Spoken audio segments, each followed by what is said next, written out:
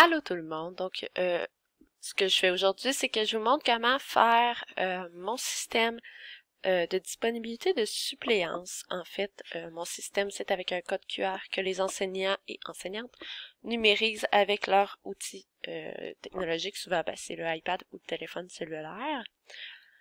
Donc, moi, j'ai, avec ma commission scolaire, un Google, ben, j'ai accès en fait à la suite Google, mais j'utilise beaucoup plus Drive et, bon, tout ce qui est relié à ça, là, mais bon, une autre histoire.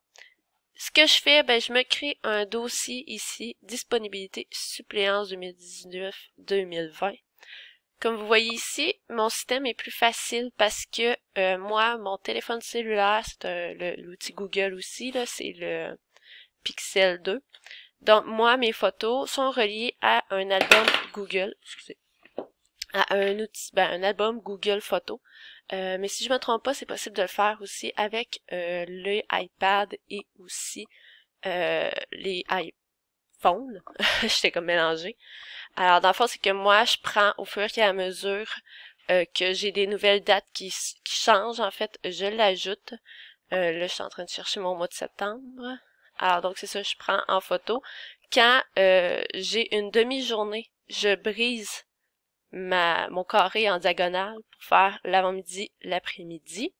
Donc, à ce moment-là, les gens voient si je suis disponible en après-midi ou le matin. Puis ça donne une idée, j'écris aussi à quelle école je suis, donc ça leur donne une idée, est-ce que c'est trop loin ou pas. Donc, ça, c'est la première chose que je fais.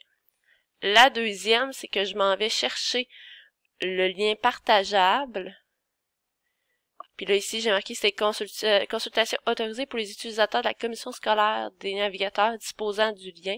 Si vous n'avez pas de compte de la commission scolaire, je ne vous autorise pas, en fait, à avoir accès à ça. Ce qui est logique. Alors, dans le fond, je vais coller ce lien-là, ce paramètre-là, dans un créateur de code QR. Moi, je prends celui-là parce que je suis habituée. Je vais créer un code QR.